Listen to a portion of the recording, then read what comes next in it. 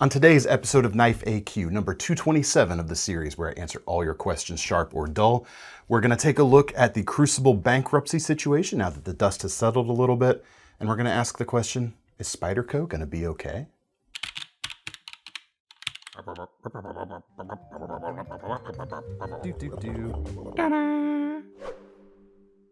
Hey everyone, David C. Anderson here coming at you from the KnifeCenter. That's Thomas behind the camera, as per usual. Shingled magnetic recording.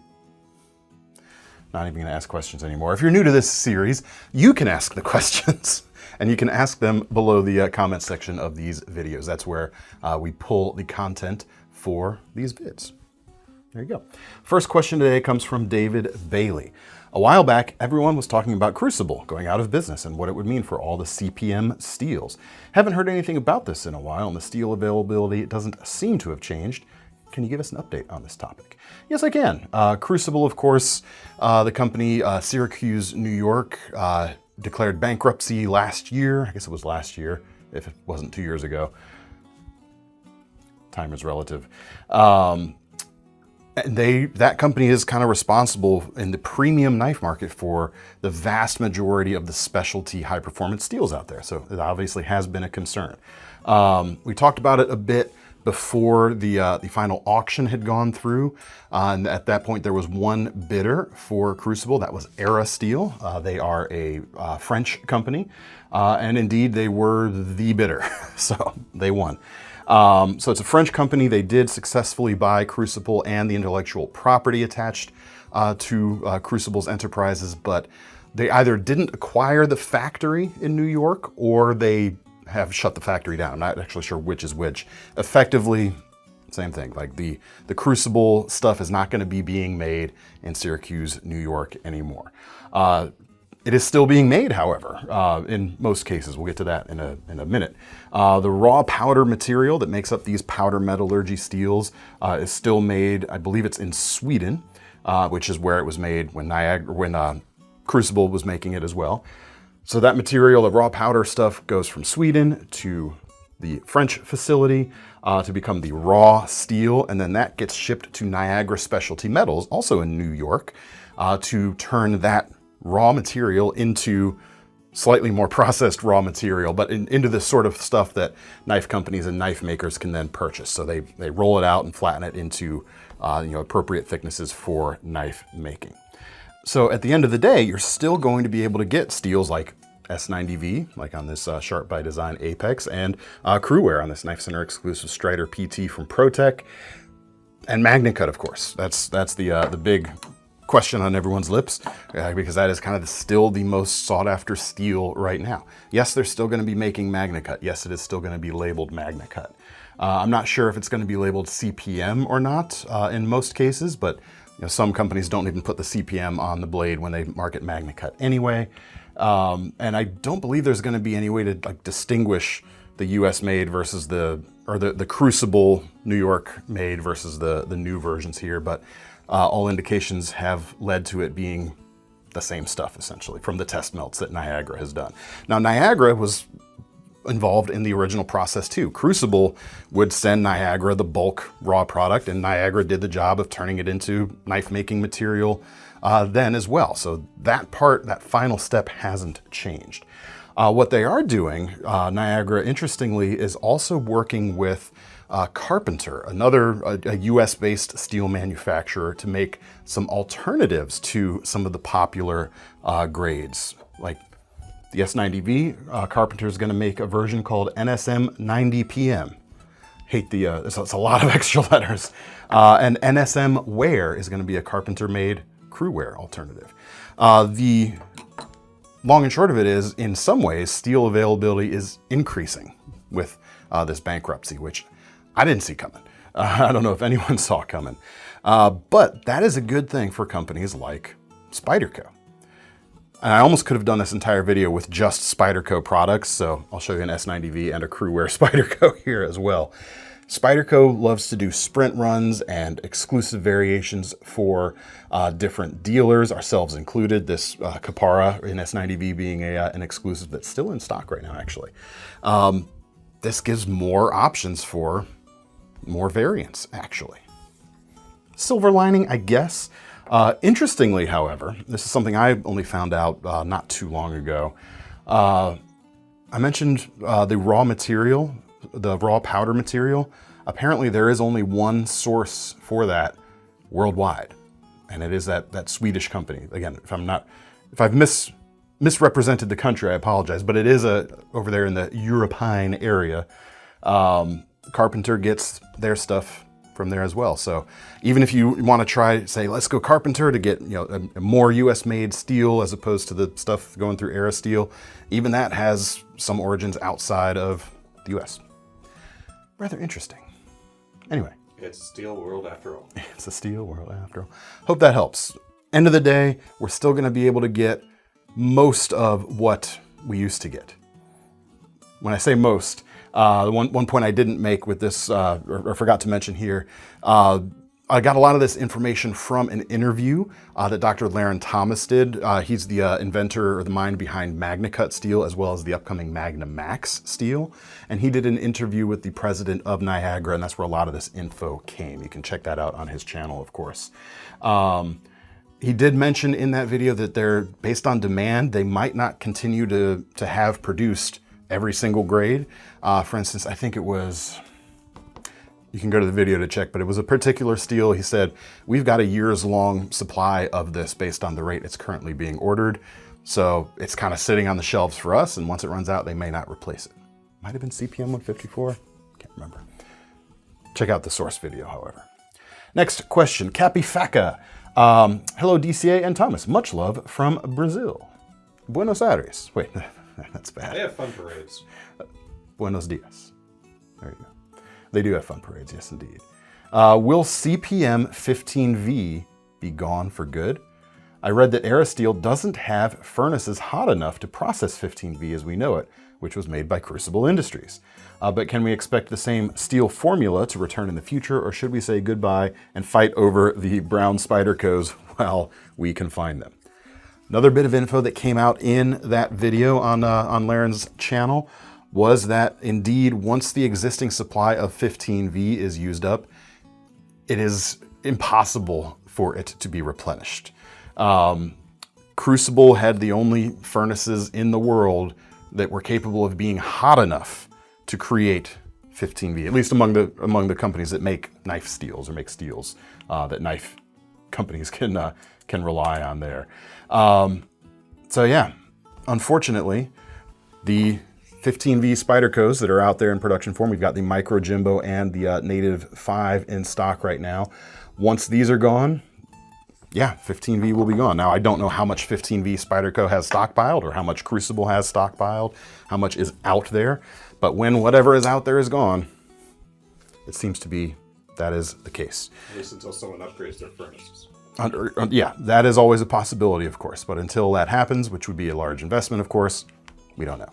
Which is kind of a shame because 15V has been shaping up to be a very well-respected steel. It was designed to be, it's a non-stainless designed to offer very, very high edge retention, yet be more livable or more easy to live with than other similar steels like that, like Maximet, which offer real high edge retention but are a bear to sharpen. Doesn't mean the 15V is easy to sharpen, but has been shown to be like much easier to sharpen without really giving up performance. That's a pretty neat trick. And it's all down to what's in the blade itself or what's in the steel itself. Anyway, Cut and Carry NFLD next says, hi DCA, how important is blade to handle ratio? In particular, shark lock knives. I tend to be drawn to the shark's foot blade because it is more aesthetically pleasing to me. Does it even make a difference? The answer, it's as important as you want it to be. And I don't mean that to be glib. There are some folks out there who really enjoy something with a blade to handle ratio as close to 1-to-1 as possible. Obviously, with any folder, the handle's always going to be bigger.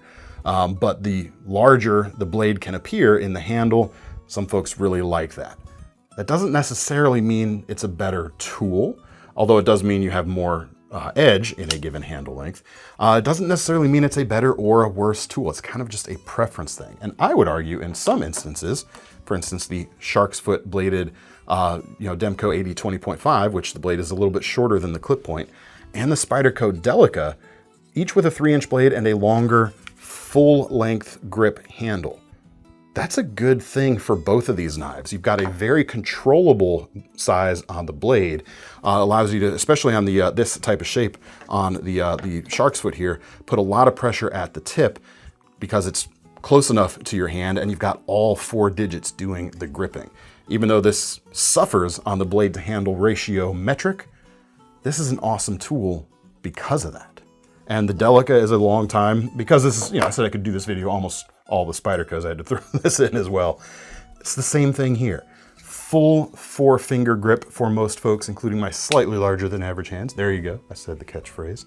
And a very controllable and powerful ability to transfer a lot of power towards the tip with the 3-inch blade on that. Yeah. Does it make a difference? Yes. But it doesn't mean one is better than the other. Anyway, now we come to Damyr's buried treasure. We're going through the alphabet for the second and final time, thanks to his original question, showing something that's never been presented on the channel. And today we're on S. Spyderco. Is there a Spyderco I haven't shown on the channel? There is a Spyderco I haven't shown on the channel. I'm giving this a little bit of a pass because we do have a video of Eric Glesser talking about this several years ago that predates my time here, but I've never presented it on the channel. So this knife is not a knife. This is the Warrior Hawk. I have never held one of these before today. Not that I can remember anyway. It's about 412 bucks. It's about 14 inches overall. You've got a very robust tip here, although that one looks a little gummed up. We may have to take this one out of stock. Pay no mind to that. Designed for breaching. The designer is Lacey Sabo. You can see it right there on the back. We've got G10 for the grips, spike on the back, signature Spyderco hole there up front.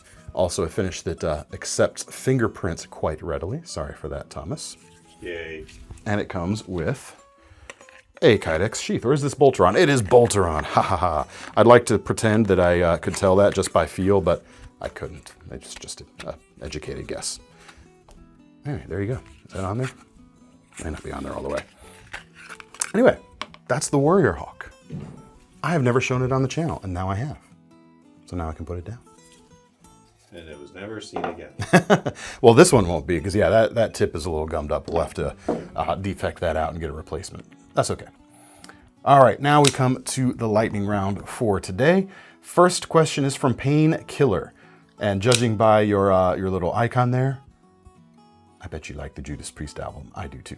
Why is it that some steels with higher HRCs, Rockwell hardness scale is what that's talking about, don't always hold an edge as long as steels with lower actual HRCs? I've always thought / kind of assumed that a higher HRC had a direct correlation to longer edge holding ability. Is this not the case? It is the case, but you have to keep it within the same steel. I don't know which one of these blades on its face is a little bit higher hardness than the other or not, but S90V at a slightly higher hardness will hold an edge longer than S90V at a slightly lower hardness. But once you change steel that you're comparing it to, the HRC, it only tells you what you need to know within the scope of the single steel. I'm making these numbers up, so don't pretend any of this is like gospel or anything. Just because S90V could come at 62 Rockwell doesn't mean it's going to have an edge that lasts longer than 61 Rockwell 15V. Don't even know if those Rockwell hardnesses are within the ideal range for either of those steels. So yeah, it does have a correlation on edge holding, but only in comparison to the very same steel. Next question, Grill Russ. Why don't we call a reverse Tonto blade, continuing to taunt me, a K-tip? It seems to be the normal term in cooking knives. Yes, it is. But never in everyday carry. All my favorite kitchen knives are K-tips. I can't bring myself to call anything a reverse Tonto unless the other edge is also sharpened. Bit pedantic, but okay. It fit right in. I feel like the old man yelling, "Stay off my lawn." That's okay, my friend. Will you join my mission to raise awareness for the K-tip EDC folder? No. Because if we're gonna do that, I gotta take it all the way back to the kiritsuke, which is where K-tip comes from, because us Western people can't pronounce kiritsuke, except for some who have tried.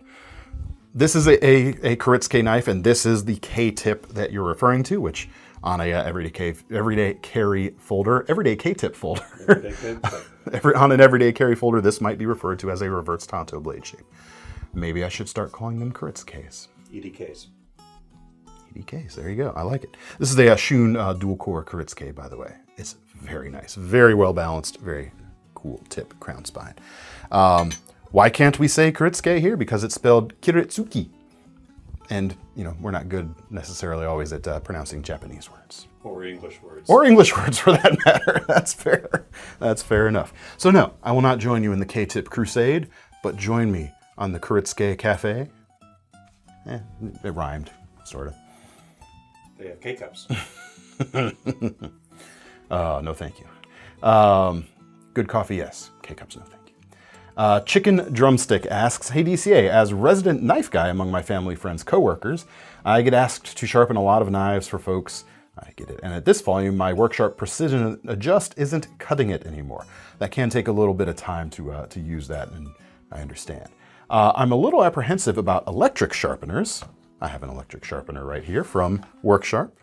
As I don't want to, this question is asking really long for a lightning round question, and I don't want to accidentally ruin anybody's knife. Is there a sharpener that's fast and idiot proof? Thanks. Yeah, man. Spyderco. That's the theme of the video, right? The Sharp Maker. You can check out how to use it right here. We did a video on that. It is super easy to use. I've given these as wedding presents to non-knife people, and they can get hair shaving edges on them very easily, or on their knives very easily. And you're dealing with like non-knife people here generally, so I'm betting that means non-knife people steels, which means easier to sharpen. Sharp Maker's so easy. And you'll be able to get edges that are going to be enough to absolutely astound people who have never held or used a truly sharp knife before. If you need something that's really damaged, if you're nervous about electric sharpeners, that would be what I would personally go for to really make short work of some stuff. To ease your apprehension, practice is key, and practice on cheapo knives. Even in my house, there are some like cheapo junk knives that we just own, even when we have better stuff. That way, if you ruin that, no big deal. And if you don't, by some miracle, have a cheapo junk knife in your house somewhere that you don't mind ruining, Goodwill, pawn shops, that sort of thing, you can find really, really cruddy chicken knives, kitchen knives, for very little money to practice on right there. That's what I would recommend. All right, now we come to our final question of the day, which is, of course, our most seriousest question of the day, which comes from Lone Star Cowboy. Since every ounce counts, summiting Mount Everest takes human effort and endurance beyond the norm. What would be the proper bladed choice to accomplish such a task? Thomas? I mean, a helicopter has blades. Had the brilliantest answer to that. Helicopter. Because you didn't ask for a knife, you asked for a bladed choice. I win. How's your human endurance now? Anyway, that's all we've got for today, folks. Keep your questions coming. Keep your most seriousest questions coming. And if you've got some alternate feedback or alternate answers to any of the questions, drop them down below. Are you going to miss 15V when it's gone? Or is there another steel out there that's going to be just fine for you that you can still get? Let us know in the comments. If you want to get your hands on any of these items here, check out the links in the description, which will take you to KnifeCenter.com. And don't forget about our Knife Rewards program so you can earn some free money to spend on your future knives. I'm David C. Anderson from the Knife Center. That's Thomas behind the camera, and we're signing off. See you next time. It's only a matter of time before someone climbs Everest with caviar. I'm sure that's happened.